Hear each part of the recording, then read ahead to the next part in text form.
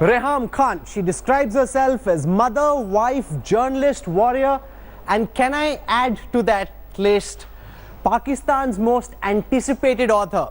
People have been scouring the internet looking for tidbits of her new book. It's a sensation even before it's out. Reham Khan, I haven't seen any book get the kind of pre-release publicity that yours has. Yours has virtually become the centerpiece of the forthcoming elections in Pakistan.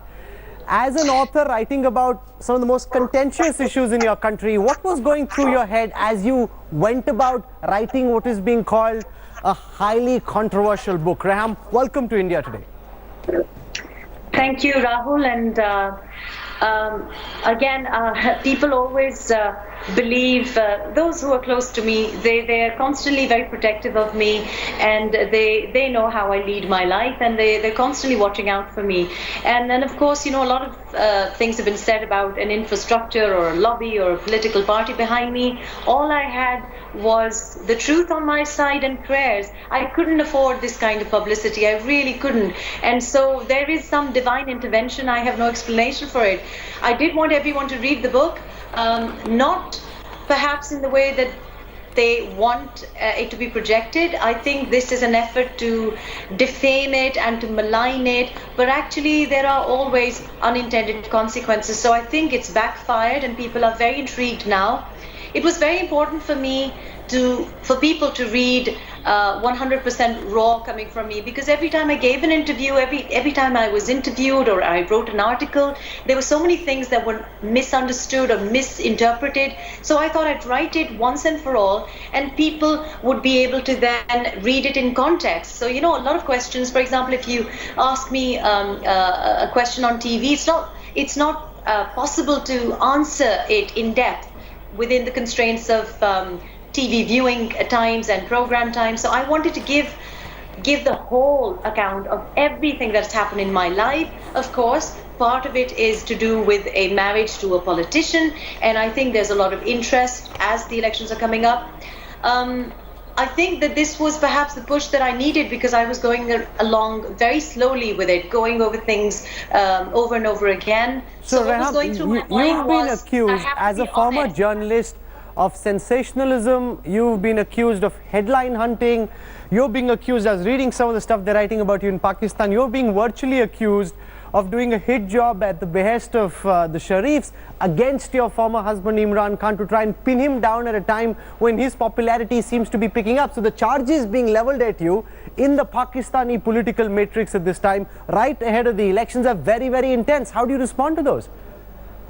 Well, Rahul, I feel that you know, people will need to have a line of defense. So I wasn't expecting rosebuds and thank you cards from them. I wasn't expecting them to sort of, you know, come around and say, well, I think you're right and we apologize. I wasn't expecting that. I'm very prepared, very well prepared, because for the last 4 years, Pakistani media and even in the tabloids in the UK, me and my children, both of them, the younger ones were under 18 at the time, were attacked. So we've been through a baptism of fire. I think I'm the best person who can take them on. I'm prepared for the onslaught. And also, this is now on record that I'm not the one who was hunting for headlines. I've not released anything yet. I've not broadcast anything. It's them, those who are petrified. And that's what the intrigue is now. People are wondering what is in this book that they are so scared of, that they have to go on a vicious witch hunt and malicious maligning, and that's the paid job. The paid job is from the mouthpieces who are writing things which are so easy to disprove. I mean, one of the things I heard on Indian TV the other day was that the reason she was kicked out was because she wanted her brother and her mamu, her uncle, to be given cabinet positions. Everyone knows my family doesn't live in Pakistan. They're all overseas Pakistanis. They've left ages ago. They don't want to come back to Pakistan. So you know, the lies that they're actually exposing themselves, their buffoonery, because they're looking like hapless idiots, to be quite honest. Now, Reham, in a typically subcontinental fashion, you know, there are many who are saying अपने पति के बारे में, अपने शौहर के बारे में ऐसे थोड़ी कोई लिखता है. No matter how badly a relationship may have ended, you don't reveal bedroom secrets, don't put them out in a book, and that's not what is expected of someone to do. How do you respond? Because I've seen again in Pakistan a lot of people saying this is Reham Khan trying to hurt Imran Khan right ahead of the elections by stabbing him in the back. This is not what would have been expected from her. First of all, when you read the book, you will understand, I want women particularly to understand why us women do the things that we do. So first of all, I think there is no place for misogyny and sexism in Pakistan in 2018. So if the accusation is that a woman and a ma and a biwi and a bhabi should not write that, who is to decide that? I'm sorry, I am openly defiant. I refuse to accept that as cultural norms. They're wrong. I have a voice. Every woman has a voice. So they're wrong to sort of say these are rules that have no place in 2018. And I wish to lead by example. No, why should you not write? What is dignified about being silent? There's nothing ladylike or being a good woman. I don't accept that argument. So first of all, that I think I have a right to write those things. Even for example, I mean, some of the things that are being said that, oh, it sounds like 50 Shades of Grey. Are you saying that a woman cannot write that? Why not? A woman can write whatever she chooses to write, and that is what I want to advocate for Pakistan, that everyone has freedom, and we should shake off these patriarchal chains, and I do not buy that. I do not want. I think that's a very weak line of defense. Okay, I must say before you go any further that I completely agree with you that man or woman, you have the right to say what you want. So you can't be judged extra because you're a woman in writing about your ex-husband. That's not right. Man or woman, you have the right to write, whether it's a 50 Shades of Grey or anything else.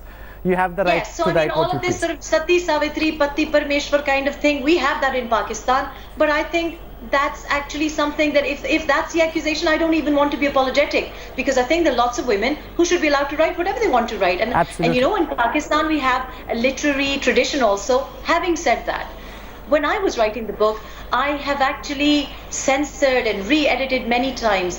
Why? Because some of the things are so descriptive. And this is not only to do with, it's not about Imran. Let's be very clear. The book is not about Imran. But there are other people and other experiences in my life which was so graphic and descriptive that I just wanted to give you an idea, because it was painful for me to write. And of course, my children have to read this as well. I just wanted to give you an idea. I don't want people to relive my nightmares.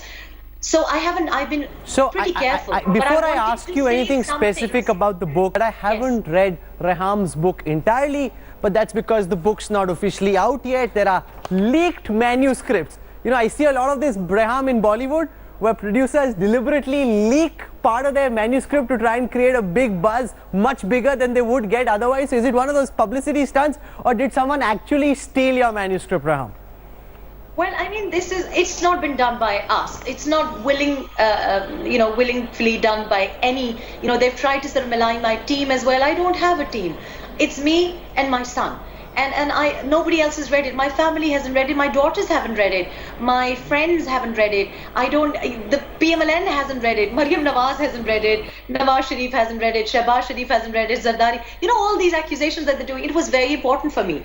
The secrecy was important to me also because there are sensitive issues. I know what sort of infrastructure they have, but also what was more important to me, for my credibility and just for my own conscience, was that I can stand up in a court of law and say that this draft has not been helped or read by any political leader, any businessman, any lobby, any member of the establishment, any Pakistani journalist. It was very important for me. In fact, the person who actually read it did not even know who Imran was. He said, oh, that tennis player from Pakistan. It was important for us to get a completely independent viewpoint of whether it's a good read or not. So that was important to us. But just answering your question, because I don't want to be evading any questions, you said, is it nice to write about bedroom secrets? I hope that what I've written it in context. So if I've written something, it is in context of public interest. And if they think that this is out to damage an election campaign, I have a different viewpoint. It is to help people make an informed choice. And I feel that it is my duty to tell you something that I've been a witness of, and if that can help you make an informed choice, I think I would be guilty of withholding information, and people have withheld information about all our political leaders, all the systems that go on in the corridors of power in Pakistan, and it's time that we told people what they're voting for. I think that's important. It's important because when people go out and vote, they must have access to information, and if that includes knowing more about the man who hopes to be Pakistan's next Prime Minister, then that's part of the political discourse. I want to ask you, Reham, with your permission, about some of the things that I have read in the excerpts that are out online now.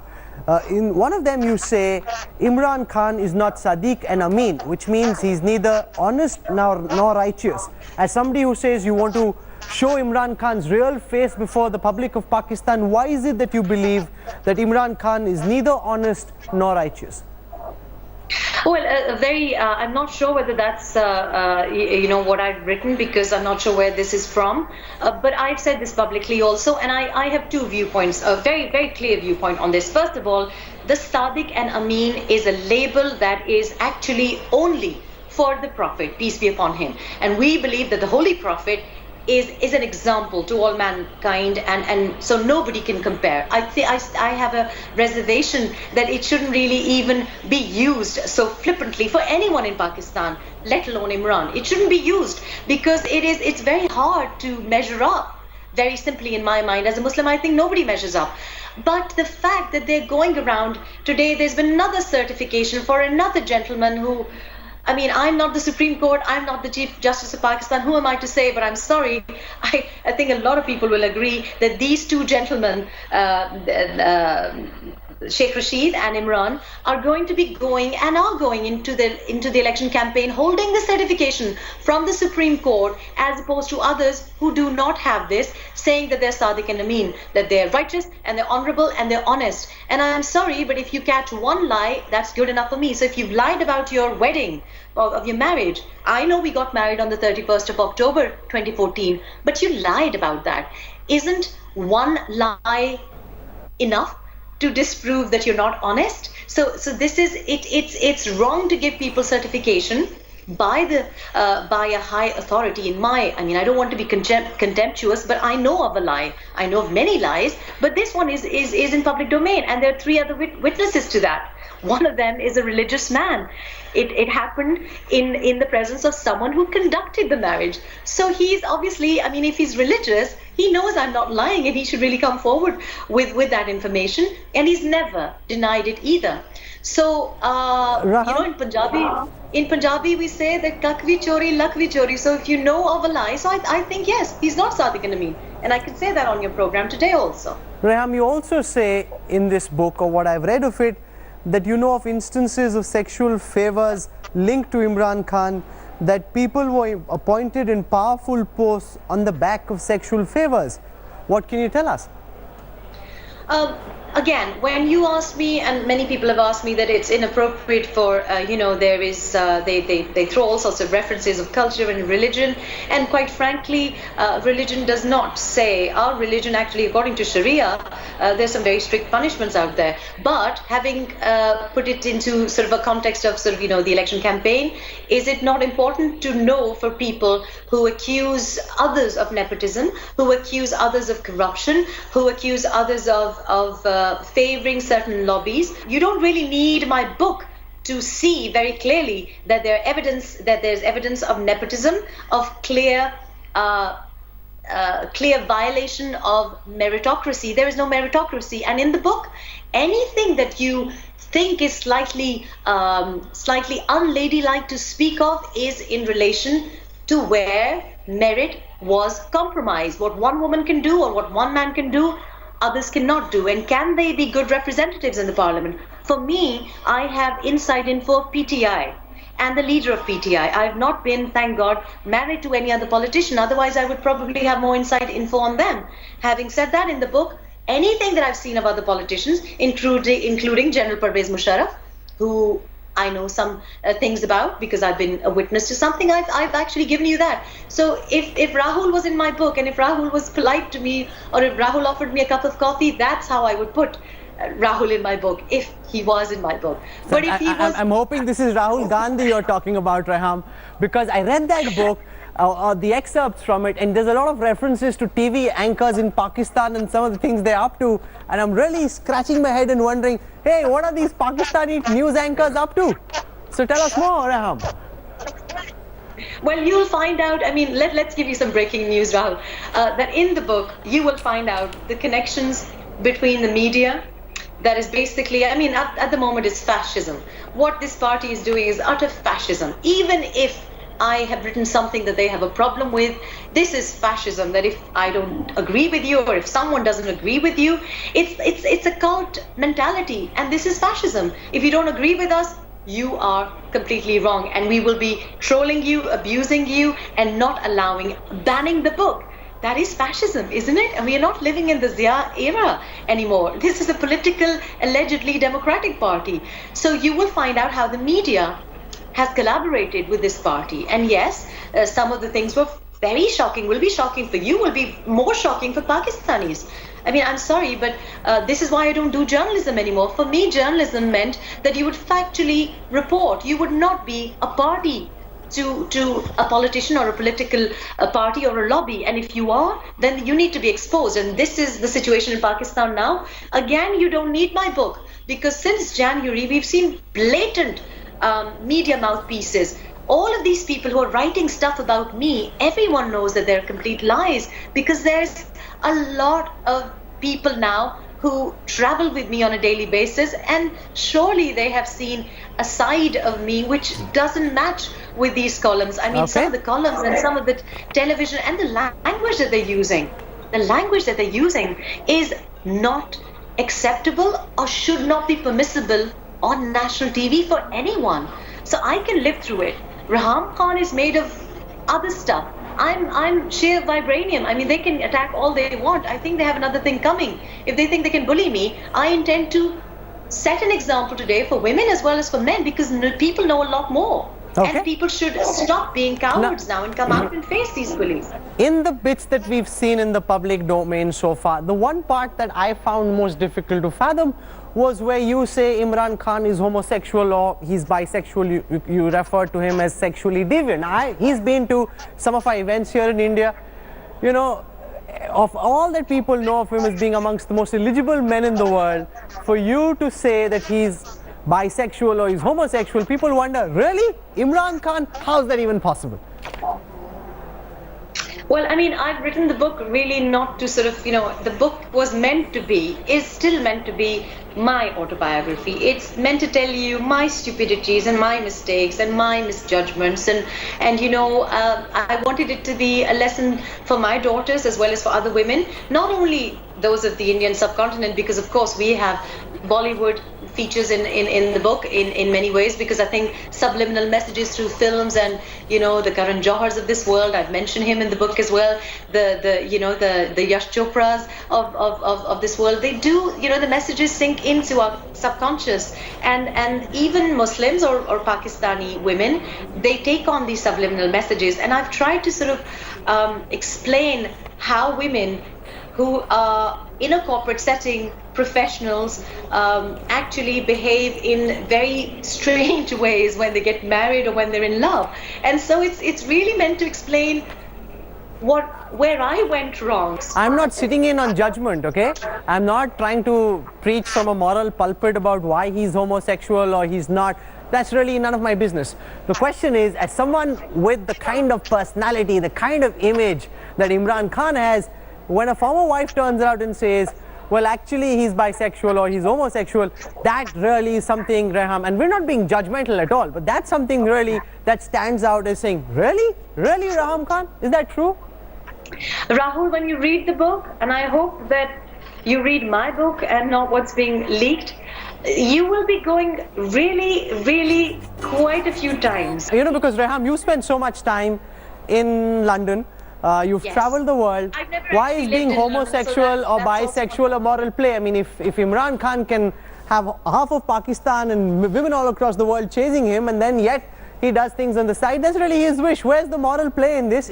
Because you're not denying that you've written that he's bisexual, you called him sexually deviant, but hey, that's his personal choice. If he can pull that off, why not? What's wrong with it? Why turn that into a moral argument, Reham? No, I'm not saying that. I'm saying that the language that they're using to defame me, they are saying that it's immoral to write about it. That's what I was saying. So if morality is that important to Pakistan, if morality is, and your politics is linked to religion, because that's what they're doing, then you should be able to brave attacks or accusations which might be linked to morality. You see, we're in a different country. So for example, some of the things that his opponents have always accused him of are directly tied to the Constitution. That's what I was trying to say. So one can argue that you have these bits in the Constitution which questions morality. So if someone has knowledge of someone's immorality, should that not be discussed? Intriguing in your book is where you talk about former Pakistan cricketer, ace commentator Wasim Akram, and what's happening in his bedroom. Now, is that even appropriate? Because what you're saying in your book, from what we've read, is that his wife was used by him with another man, and that's something that he watched. Now, that's the kind of thing that people really look back and read and say, even if that is true, why is Reham writing that? Again, Rahul, the book is not out. So these things that you're reading, excerpts and leaks, this is, I don't know who's advised them, and that is further proof of how, I mean, where do who are these strategists who actually make these plans? No, so is this there in the book? Are you denying it, Reham? Is it there in the book or not? I'm saying, Rahul, that the book is not out. The publisher has not been decided yet. As we speak, there is no publisher. I've not accepted a contract yet. There is no publishing date at the moment. The book is going through a proofread. And this is actually, the book is, as we speak, is going through a proofread. You're a journalist. When you write a story, it has to go through several levels of checks. It's proofread, it's copy edited, it's sub-copy. There's a legal team waiting to assess it. So the point here is that the things that they're leaking are just to sort of prey on Pakistani cultural sensitivities. So this is an effort to malign the book before it comes out. No, but a lot of these things in the United Kingdom could keep you in a civil court fighting defamation, libel for many years to come. So whatever money you make by selling this book, you could have to pay to your lawyers as all these worthies in Pakistan come chasing you and suing you for defamation, Reham. So watch out for that. Well, I mean, they're welcome to do that, because you see, I play legally and I play a fair game. So you see, I would not leak people's documents, or what I would have done in their position would have been what is allowed in Britain, that we believe, because you see, I announced on Indian channels as well as Pakistani channels, and in the UK, I announced that now a book is ready. When you said that there was a book coming, there was no book. Today, I'm telling you, in February 2018, I announced publicly that I'm leaving the country because there's security threats, and a book is ready. I announced that. We're not going to sit in judgment one way or the other, but we will definitely grab a copy of this book when it does come out. Reham Khan, you clearly have a story to tell, and you got a lot of people interested. Thank you very much for joining us from London. I don't know what impact this will have on the Pakistan elections. I don't know what impact this will have on Imran Khan's political career. But as far as your book is concerned, clearly huge buzz and excitement around it. Reham Khan joining us from London. Thank you. Thanks for watching the video. For more such news and updates, please like, share and subscribe to India Today. Also check out our other great videos from our channel. We know you will love to.